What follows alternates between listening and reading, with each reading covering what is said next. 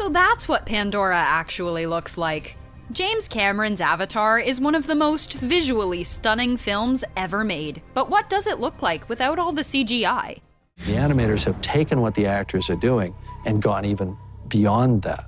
Neytiri lives a pretty unique lifestyle as one of the Na'vi on the planet of Pandora. One of the things that we see Neytiri partake in is drinking water from a leaf. But because director James Cameron loves to rely on technology innovation, the way that the scene was actually filmed without CGI may surprise you. Zoe Saldana was required to work with a gray plastic contraption to model as the leaf, while holding a water bottle covered in duct tape to simulate water coming from the tape. We guess that's why they call it movie magic. It's the most high-tech film in terms of its execution.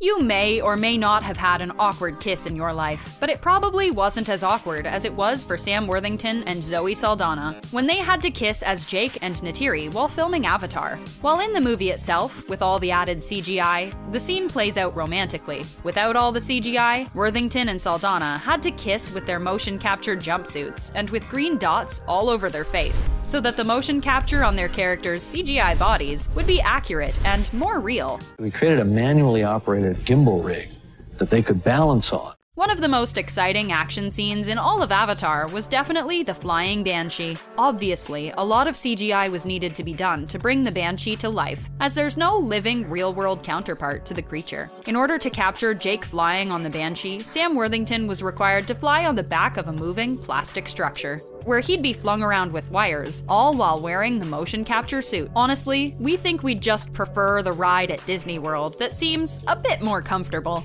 See them flying these things, they are working hard. It's always intense whenever anybody in a movie yells, but when a blue-skinned alien like Neytiri yells, it's even more powerful. You will never be one of the people! Despite the goofy motion capture getup and the silly plastic Na'vi ears, Saldana was still able to be quite intimidating on set. Layers of additional CGI were added in order to make Neytiri and the rest of the Na'vi look even more real in the film. You definitely wouldn't want to tick Neytiri off. I at least have no idea that I'm wearing this. I feel like I'm blue and I'm 9 feet tall. The big villain of Avatar was Stephen Lang's Colonel Miles Quaritch, who, unlike a lot of the other characters who required CG, is actually a human. One might assume that the Colonel's mech suit design was all CGI, but they would be wrong. The main core design of the suit was a practical effect, but it was the arm and the digital screens that were later added with additional CGI work, in order to make the suit a more formidable force to the Na'vi. The final product proved to be quite the treat to the Na'vi, and made Lang's Colonel an even more memorable villain. With rumors that he'll be back for the sequel, he may even bring that mech suit back.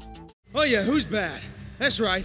One of the first dangerous creatures that Jake encounters in the jungles of Pandora is the fierce Thanator. While the Thanator is quite intimidating on screen, the creature wasn't much to look at before the CGI was added. In fact, before the CGI was added, standing in for the Thanator was a red tennis ball on a long gray stick held by a crew member. In order for the actors to go on cue, the crew member holding the Thanator's stand-in would lunge at them. Life on Pandora would likely be much easier if all the Na'vi had to worry about was a tennis ball on a stick.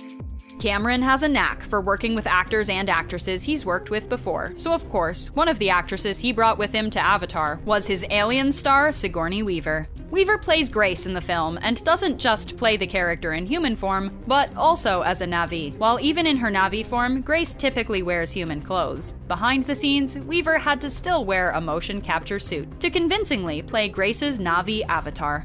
From Alien to Ghostbusters, Sigourney Weaver has clearly made her mark in the sci-fi genre. We had horses galloping around this place. It wasn't just the human actors who were behind motion capture technology on the set of Avatar, as actual horses were used under motion capture technology for the dire horses. The horses were equipped with dots on their body, much like their human co-stars, in order for them to be transformed later with visual effects. The horses were brought to the soundstage of the film, and Cameron would film the actors behind the Na'vi riding the horses with the special technology that would allow him to be their CGI counterparts as they were filming. Who knows, maybe those horses went on to take other motion capture roles as well. Despite all the extensive CGI and motion capture present throughout Avatar, that didn't mean the actors had to perform less stunts. In fact, it was quite the opposite. Whenever we saw the Na'vi climbing up the vines of the ominous floating rocks on Pandora, Cameron had the actors behind the Na'vi climb a similar structure, all in their motion capture gear. The final CGI was added later, but still, that didn't make the climb not dangerous. Though you can't really become one of the Na'vi without at least getting a little bit rugged with yourself and your environment. Motion capture wasn't always available when capturing scenes with the Na'vi, especially when they shared the screen with the human characters. When recording the scene where Jake first wakes up in his Na'vi form, Cameron filmed the actors playing the human doctors working around an empty gurney. Behind the lens of Cameron's camera, he was able to see the CGI character. We went to Kauai, we went way up in the mountains, and we acted out the scenes. Before the motion capture work was done for Avatar, Sam Worthington and Zoe Saldana filmed without their suits, half naked in Hawaii. This would be done in order so James Cameron could know how to plan all their scenes that would need motion capture, such as the bow and arrow scene. The Tree of Voices is perhaps one of the most gorgeous-looking set pieces in all of Avatar, but behind the scenes and without the CGI, that sacred tree wasn't much to look at. In fact, the trees were mainly just pieces of rope that were used to simulate the long leaves and branches of the trees that Neytiri would present to Jake. The final CGI would be added into the production later. To say, these stunt guys, I mean, they gave us their all. The Na'vi clearly have a different culture than what we're used to, and Cameron wanted to display some of the tribal customs of the main tribe in the film. The group of 4 actors may not have had the biggest roles in the film, but that didn't mean their work wasn't difficult. These actors ultimately had to memorize a tribal dance of the Na'vi in all their motion capture suits. Now that's true commitment to the craft.